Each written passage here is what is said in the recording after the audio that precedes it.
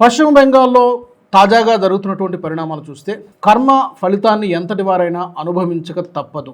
TMC నాయకులు ఎక్కడ రోడ్లపై కనబడినా కూడా ప్రజలు ఎగిరెగిరి మరి కొడుతున్నారు. రీసెంట్గా ఒక రెండు ఇన్సిడెంట్లు జరిగాయి జస్ట్ ఒక రోజు వ్యవధిలోనే. ఒకటి, మమతా బెనర్జీ ముద్దుల మేనలుడైనటువంటి అభిషేక్ బెనర్జీ రోడ్డుపై వెళ్తూ ఉండగా కొంతమంది అతనిపై కోడిగుడ్లు విసిరారు. చివరికి ఆ దాడి నుంచి తప్పించుకోవడానికి అతను హెల్మెట్ పెట్టుకోవాల్సినటువంటి పరిస్థితి. అంటే ఒక ఎంపీకే అలాంటి పరిస్థితి ఉందంటే ఇంకా ఎమ్మెల్యేలు, కార్పొరేటర్లు, కింది స్థాయి నాయకులు వీళ్ళ పరిస్థితి ఎలా ఉందో చూడండి. ఈ మధ్యకాలంలో లాస్ట్ 20 డేస్లో ఇలాంటి విజువల్స్ మనకు సోషల్ మీడియాలో చాలా కనబడుతున్నాయి. అయితే వీళ్ళు కొంచెం పై స్థాయి నాయకులు కాబట్టి అభిషేక్ బెనర్జీ మమతా బెనర్జీ మేనలుడు, అందులోకి డైమండ్ హార్బర్ ఎంపీ కూడా కాబట్టి ఈ వీడియో నేషనల్ మీడియాలో, సోషల్ మీడియాలో పెద్ద ఎత్తున వైరల్ అవుతోంది. అంటే కర్మ విల్ హిట్ యూ బ్యాక్. చేసినటువంటి పాపాలు మిమ్మల్ని ఊరికే విడిచిపెట్టవు. మీరు మంచి చేస్తే, మంచి పరిపాలన చేస్తే ప్రజలు పూలతో స్వాగతం పలుకుతారు. కానీ ఈ రోజున కోడిగుడ్లతో ఎందుకు కొడుతున్నారు? రాళ్ళు బుచ్చుకుని ఎందుకు కొడుతున్నారు? తరిమి బెంగాల్ వీధుల గుండా ఎందుకు పరిగెత్తిస్తున్నారు అంటే గడిచిన 15 సంవత్సరాలలో జరిగినటువంటి అన్యాయాలు, అక్రమాలు, అరాచక పాలన, రాక్షస పాలన, ఎంత ఫ్రస్ట్రేషన్ కూడా ప్రజల్లో ఈ తాజాగా జరుగుతున్న దాడులు దేనికి సంకేతం అంటే ప్రజల్లో ఉన్నటువంటి ఆగ్రహం, కోపం, ఆవేశం, ఫ్రస్ట్రేషన్ ఇవన్నీ కూడా బయటపడుతున్నాయి. నిజానికి ఇవన్నీ కూడా ఎప్పటి నుంచో నిబురుగప్పిన నిప్పులాగా వాళ్ళలో ఉన్నాయి. కానీ బయట పెట్టలేనటువంటి పరిస్థితి, బయట పడలేనటువంటి పరిస్థితి. కారణం ఏంటంటే మమతా పవర్లో ఉంది కాబట్టి, మమతా బెనర్జీ ముఖ్యమంత్రిగా ఉంది కాబట్టి మొత్తం తన కనుసన్నల్లో ఒక నియంతృత్వ పరిపాలన నడిపించింది మమతా బెనర్జీ. పోలీస్ డిపార్ట్మెంట్ ఆమె కనుసన్నల్లో ఉండేది. ఆమెకి తెలియకుండా చీమ చిటుక్కుమనదు. ఈ ప్రభుత్వ అధికారులు, ఐపీఎస్లు, ఐఏఎస్లు అందరూ కూడా ఆమె చెప్పినట్టు నడవాల్సిందే.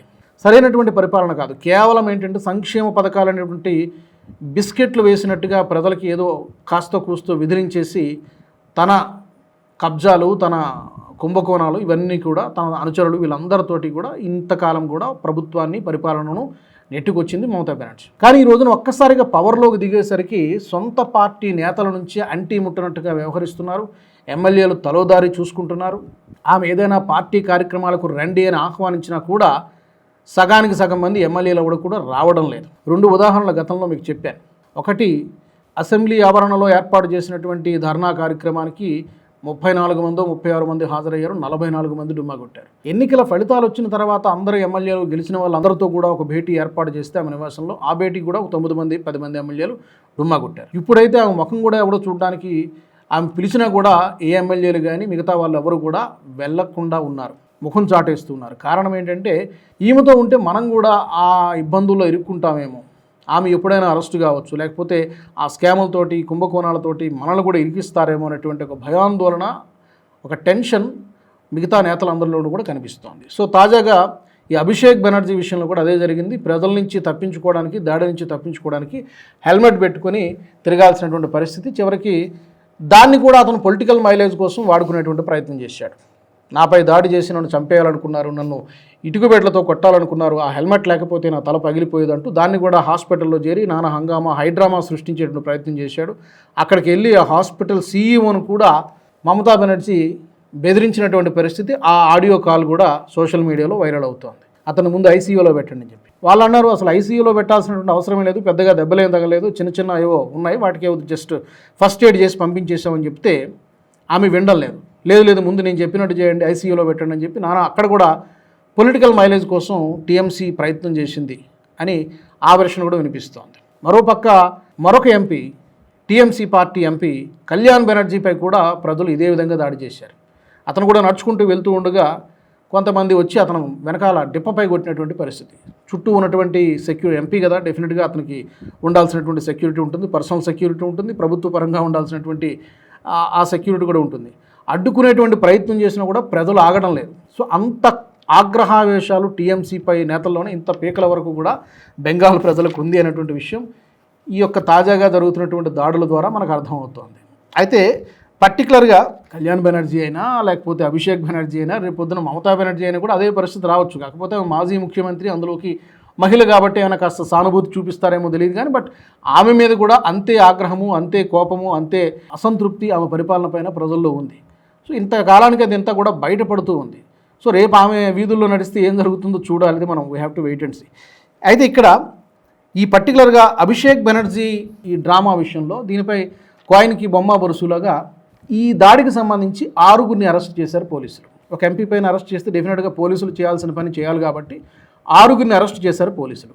విచిత్రం ఏంటంటే ఆ 6గురు కూడా అరెస్ట్ అయినటువంటి 6గురు కూడా టీఎంసీ పార్టీ కార్యకర్తలే. ఇంతకీ అభిషేక్ బెనర్జీ అక్కడికి ఎందుకు వెళ్ళాడయ్యా అంటే ఆ పార్టీకి చెందినటువంటి ఒక ఎమ్మెల్యే, మాజీ ఎమ్మెల్యే, గతంలో రాక్షసుడు అంటే విక్రమార్కుడు సినిమాలో విలన్ లాగా ఆడవాళ్ళు కనిపిస్తే వాళ్ళని చెరచడము, వాళ్ళని రోజుల తరబడి వాళ్ళ ఇంట్లో పెట్టుకొని ఫ్యామిలీని బెదిరించడము, ఇలాంటి పనులను చేసేవాడట ఆ ఎమ్మెల్యే. ఆ ఎమ్మెల్యే తాజాగా చనిపోతే ఆ కుటుంబ సభ్యుల్ని పరామర్శించడానికి అభిషేక్ బెనర్జీ వెళ్ళాడు. ఈ క్రమంలోనే ప్రజలు అతనిపై తిరగబడ్డారు, దాడి చేశారు అని చెబుతూ ఉన్నారు. కానీ తేలింది ఏమిటంటే ఆ దాడి చేసిన వాళ్ళు సామాన్య ప్రజలు కాదు, సామాన్య ప్రజలు కూడా చుట్టూ ఉన్నారు. కానీ పర్టికులర్గా ఈ అరెస్ట్ అయినటువంటి 6గురు కూడా టీఎంసీ పార్టీ కార్యకర్తలే. ఎవరైతే చనిపోయాడో ఎమ్మెల్యే, ఆ ఎమ్మెల్యే అనుచరులే వీరందరూ కూడా.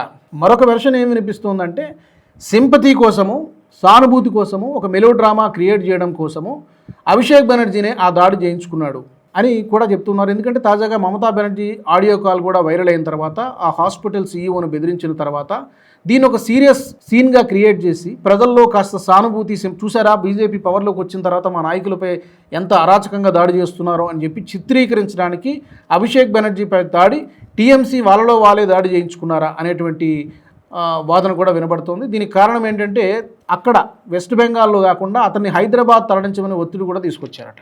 ఎవరిని? అభిషేక్ బెనర్జీని. ఏం దెబ్బలు తగిలాయి, దానికి హైదరాబాద్ ఏంటి, హైదరాబాద్ తరలిస్తే జరిగేది ఏంటంటే మనం ఊహించవచ్చు. కారణం ఏంటంటే ఇక్కడ కాంగ్రెస్ రూలింగ్లో ఉంది కాబట్టి ఏదో ఒక హాస్పిటల్లో జాయిన్ చేస్తాడు, ఒక రక్తం గడ్డగట్టింది, లేకపోతే బ్రెయిన్లో క్లాట్ వచ్చింది, ఇలా రకరకాల డ్రామాలు చేసి బీజేపీ పవర్లోకి వచ్చిన తర్వాత డెమోక్రసీ చచ్చిపోయింది, టీఎంసీ నేతలపై పాశవికంగా దాడి చేస్తున్నారు, ఇలాంటి డ్రామాలన్నీ కూడా చేసేటువంటి ప్రయత్నం టీఎంసీ చేస్తోంది. పర్టికులర్గా ఈ అభిషేక్ బెనర్జీ విషయంలో అదే జరిగింది. నిజానికి ప్రజల్లో ఆ కోపం ఉన్నది. అభిషేక్ బెనర్జీ కాదు, ఏ కార్పొరేటర్ కనబడినా కూడా ఈ రోజున పిచ్చకొట్టుడు కొడుతున్నారు. తెలంగాణ భాషలో చెప్పాలంటే పొట్టు కొడుతున్నారు. సో ఆ లెవెల్లో ఉంది ప్రజల యొక్క ఆగ్రహము, ఆవేశము. సో దీన్ని కూడా పొలిటికల్ మైలేజ్ కోసం టీఎంసీ వాడుకుంటోంది. ఈ అభిషేక్ బెనర్జీపై తామే దాడి చేయించుకుని ఒక డ్రామా క్రియేట్ చేసి తానే హెల్మెట్ పెట్టుకొని హాస్పిటల్లో చేరి ఒక సీన్ క్రియేట్ చేయడానికి అభిషేక్ బెనర్జీ ప్రయత్నం చేశాడు. బట్ దీనికి అంతటికీ కారణం ఏంటంటే త్వరలో ఏదో సమన్లు, ఎందుకంటే ఇప్పటికే అభిషేక్ బెనర్జీ పైన 2 ఎఫ్ఐఆర్లు కూడా నమోదయ్యాయి. గతంలో అతను చేసినటువంటి కామెంట్లు, నడ్డాకు సంబంధించి చేసినటువంటి కామెంట్లు కానివ్వండి, అమిత్ షాకు సంబంధించి చేసినటువంటి కామెంట్లు కానివ్వండి, మే 4 తర్వాత అర్ధరాత్రి తర్వాత మిమ్మల్ని ఎవరు కాపాడుతాడో చూస్తాం, ఢిల్లీకి తరిమి కొడతామని చెప్పి మాట్లాడినటువంటి అభిషేక్ బెనర్జీ హిందూ ముస్లింల మధ్య రెచ్చగొట్టేలాగా మాట్లాడినటువంటి మాటలు, ఒక 2 ఎఫ్ఐఆర్లు ఇప్పటికే అభిషేక్ బెనర్జీకి వ్యతిరేకంగా పోలీసులు నమోదు చేశారు. మమతా బెనర్జీపై కూడా ఒక ఎఫ్ఐఆర్ నమోదైంది. దానికి కారణం ఏంటంటే ఆమె గతంలో చేసినటువంటి వ్యాఖ్యలు, ఎన్నికల ప్రచారం సందర్భంగా చేసినటువంటి వ్యాఖ్యలు, హిందూ ధర్మాన్ని, సనాతన ధర్మాన్ని అవహేళన చేస్తూ గంధాధర్మ్ లేదా డర్టీ రిలీజన్ అంటూ ఆమె మాట్లాడినటువంటి మాటల్ని ఉద్దేశించి కంప్లైంట్ ఇదంతా కూడా నమోదు కావడం జరిగింది. మమతా బెనర్జీపై కూడా ఎఫ్ఐఆర్ నమోదైంది. అభిషేక్ బెనర్జీ పైన 2 ఎఫ్ఐఆర్లు నమోదయ్యాయి. మిగతా ఎంపీలు, ఎమ్మెల్యేలపై కూడా కేసులు నమోదవుతున్నాయి, ఎఫ్ఐఆర్లు నమోదవుతున్నాయి. ఈ కేసుల నుంచి తప్పించుకోవడానికి విక్టిమ్ కార్డ్ ప్లే చేయడానికి టీఎంసీ ప్రయత్నం చేస్తోందా, తద్వారా ఎంతో కొంత ఈ ప్రజల్లో వ్యక్తమవుతున్నటువంటి కోపాన్ని తగ్గించుకోవడానికి సింపతి కార్డు ప్లే చేస్తూ ఉన్నారా అనేటువంటి అనుమానాలు కలుగుతున్నాయి. మరి ఈ సంఘటనలకు సంబంధించి విజువల్స్ అన్ని మీరు చూశారు కదా. కళ్యాణ్ బెనర్జీపై జరిగినటువంటి దాడి కావచ్చు, అభిషేక్ బెనర్జీపై జరిగినటువంటి దాడి కావచ్చు, లేకపోతే షమీ మహమ్మద్ని నిక్కరు బనియంతో రోడ్డుపై నడిపించినటువంటి విజువల్ కావచ్చు, ఆకాష్ సింగ్ అనేటువంటి ఒక గూండాని, టీఎంసీ గూండాని రోడ్డుపై ఏ విధంగా నడిపించగలరో ఆ విజువల్ కావచ్చు. ఈ విజువల్స్ అన్ని చూసిన తర్వాత టీఎంసీ సింపతి కోసం ప్రయత్నం చేస్తోందా? అదే అనిపిస్తోంది. మరి మీకేమనిపిస్తోంది? కామెంట్స్లో పెట్టండి. ఈ వీడియో మీకు నచ్చినట్టయితే లైక్ చేయండి, 10 మందికి షేర్ చేయండి. అలాగే కామెంట్ల రూపంలో మీ అభిప్రాయాలను మాతో పంచుకోండి. Nationalist hub group of channels ను సబ్స్క్రైబ్ చేసుకుని తెలుగునాట జాతీయవాద జర్నలిజాన్ని ప్రోత్సహించండి. ఈ వీడియో కింద ఉన్న బెల్ ఐకాన్ పై క్లిక్ చేయడం మర్చిపోవద్దు.